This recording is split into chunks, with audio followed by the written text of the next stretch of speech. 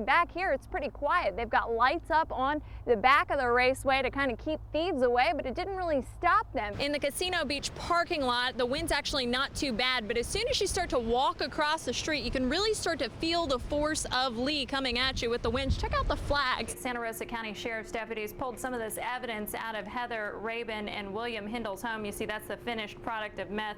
Here's some coffee filters, which they say could be part of a new method that's becoming more popular, which makes making meth more dangerous, but also much quicker. Former Escambia high school football player and University of Alabama running back Trent Richardson finds out tonight if he will receive the Heisman Trophy. Almost like a scene out of Footloose. We met one very interesting young man who challenged his elders. We'll tell you more about him later tonight on Channel 3 News. And if it's dark and you still can't tell, put on your emergency flashers and wait till you get to somewhere well lit before pulling over. The Entertainers crew plays hero as they rescue a crew from another sinking boat. We'll tell you that crew's amazing story of survival in less than a minute.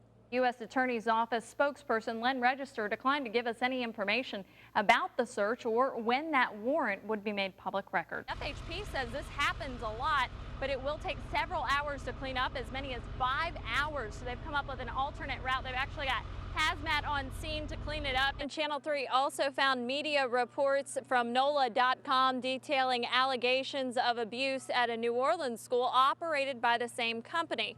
The one-time principal of that New Orleans school is now the principal here in Escambia County. It's a little bit complicated, so bear with me here. This Belk at Cordova is actually consolidating with the University Mall Belk, and they're moving across the parking lot over to the men's Dillards, which looks a little bit dark at this hour, as you can well imagine. A military Thanksgiving in Pensacola. We're live at the airport with a request from the first people to welcome home our men and women in uniform. More than a dozen people arrested for standing in medians, kind of like that one, except we're in a parking lot trying to be safer about it.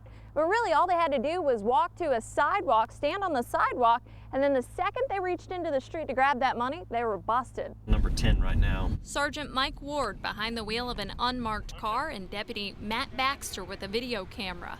Immediately, they find a man standing in a median holding a sign. 72 to 259. Ward calls in a patrol unit to make the arrest. Tell McHale to come down to Navy and New Warrington right here where it merges together. The deputy pats him down and asks for an ID.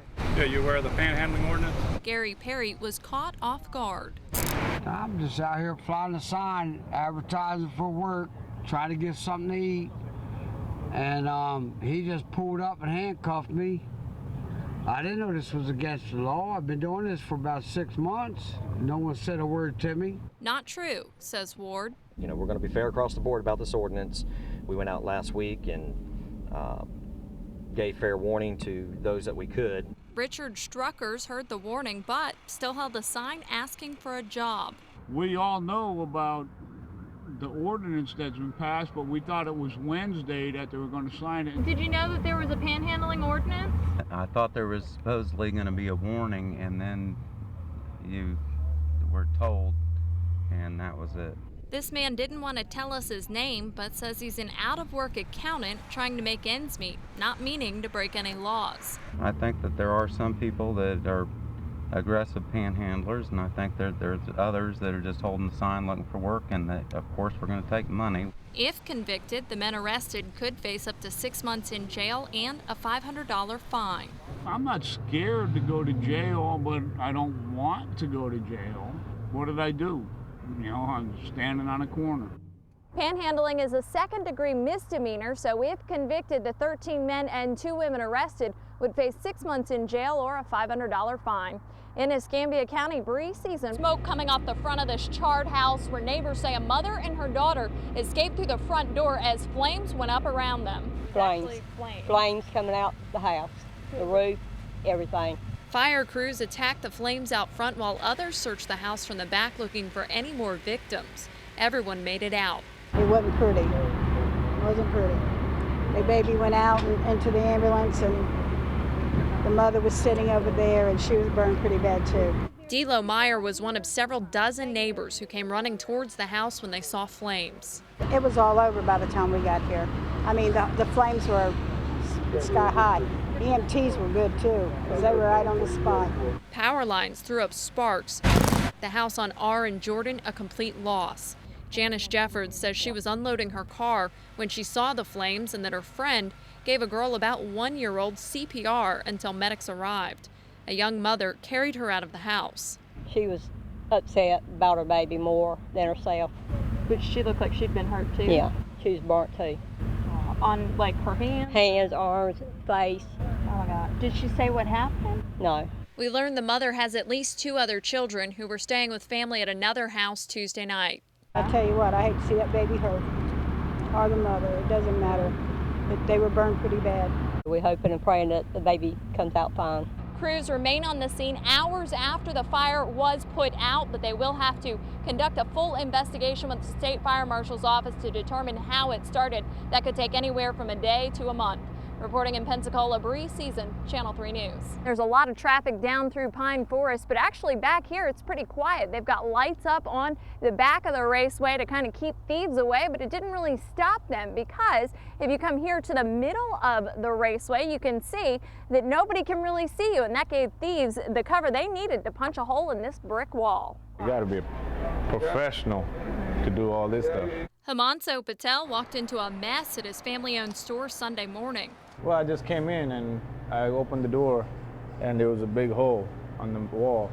His computer on the back wall unplugged so the burglars could use power tools. You see it? You see at the bottom? You can see in this picture the steel safe dragged to the outlet where they cut out the bottom and stole 5 days worth of cash. In here, it was only 20 minutes job here. At the other raceway, they were there for almost 45 minutes or something like that. Himanso and his cousin Mick got hit the same night at their store in Milton, where the thieves came in through a bathroom and really took their time getting into that safe. At both locations, thieves used a concrete parking lot bumper to punch a hole in the wall.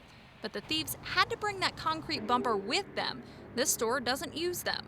The sophisticated alarm systems they have in place never went off. Now they're stepping up security again and will change up deposit times to keep from losing more money in the future. That's all you have in your mind is store. And 10 hours a day, and there's all of a sudden you work that hard and all of a sudden that money is gone. And you can see where this raceway is still cleaning up the brick residue from that concrete stop. If your parking lot is actually missing those concrete stops, or you know anybody that's got a few laying around, you might want to give Crime Stoppers a call, get you some cash, and help solve these burglaries. In Pensacola, Bree Sison. These are just some of the people that stayed back to see if they could get close to the Blue Angels for a meet and greet. Before this, they were treated to one of the best shows in the world. It doesn't matter where they fly.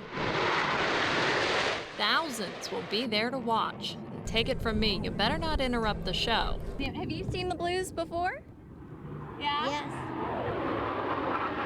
The crowd goes quiet even if they prefer the opposite from their aviation heroes. Fast. How about loud or when they're quiet? Loud. When they touched back down, the Blues were welcomed warmly, the youngest happy to fly their colors. Inside the Aviation Museum, complete adoration. Hey, I want to tell you something. Tell me something. My favorite Blue Angel is number 6. Why is that? Because it's my age. Kids of all ages lined up for those coveted signatures. I met a few of them. I'm trying to get all their autographs. It was mission accomplished for the men in blue jumpsuits. They transformed this I thought they were a baseball team at first. into this. While I was watching it, I was thinking, well, I definitely want to do that, but I was in two minds really, because it would be kind of scary. The Blues will have several other practice shows this week. For more information, you can head to WEARTV.com. Aboard NAS Pensacola, Bree Sison, Channel 3 News. And we begin this afternoon with breaking news. An Okaloosa County Sheriff's deputy assigned to the U.S. Marshals Service has been shot multiple times. It happened just before 2 this afternoon in Pace. Channel 3's Anthony Pura is on the scene and joins us now live. Anthony, any word on the victim or his condition? A scandalous relationship. They lived together, allegedly had an intimate relationship, even ran away to another state. 25-year-old former teacher Amanda Cooney has been charged with having sex with a minor, a 16-year-old from Shalimar. Channel 3's Laura Hussey tells us what led up. Tomorrow night, the Heisman Trophy winner will be announced, making the shortlist Alabama running back and ESCAMBIA High alumni Trent Richardson. Channel 3's Anthony Pura spoke to some of Trent's biggest supporters. A giant gift-giving operation going on right now in Pensacola. The goal is to make sure children in our area have a very Merry Christmas. Sue Strawn joins us now live from the Pensacola Interstate Fairgrounds, where there is a lot of folks out there. Good evening, Sue. Good luck with those pachyderms, Sue. Thanks. Santa Claus coming to town via boat tonight. The lighted boat parade starts at 6. Sails from the marina on Little Sabine Bay to the Portofino Boardwalk. If you have a decorated boat, you can still join the parade. Call the Pensacola Beach Chamber or just get to the marina by 5 o'clock to register. The fee is $30 per boat. And there will be some special guests at the Pensacola Christmas Parade tomorrow. Clowns from the Barn and Bash Circus. Channel 3's Lena DeFlores spent the afternoon with them to learn their tricks. Mistletoe, a popular Christmas decoration, often difficult to find. Mile Palesko shows us how a Georgia man's quest for mistletoe landed him in jail. Good afternoon, everybody. Thanks for joining us for First at 4. Chilly weather out there. Perfect for Christmas stuff. Yeah, for Christmas stuff, I mean, we've got a lot going on outside. A local martial arts instructor is getting lots of attention, both positive and negative, for his tough love stance for students in a certain age group. Channel 3's Will Kennedy has his controversial story. A jury recommended the death penalty for Thomas McCoy Jr. today. McCoy confessed to shooting and killing his former co-worker Curtis Brown on the Definiak Springs campus of Northwest Florida Community College in 2009. The judge will decide later whether or not to uphold the jury's death penalty recommendation. His sentencing hearing has not yet been scheduled. Pensacola police still searching for a bank robber, and they're asking for your help. Jerry Sandusky's wife coming to his defense. As ABC's Aaron Katursky tells us in a statement made through her lawyers, Mrs. Sandusky says the allegations against her husband are simply not true.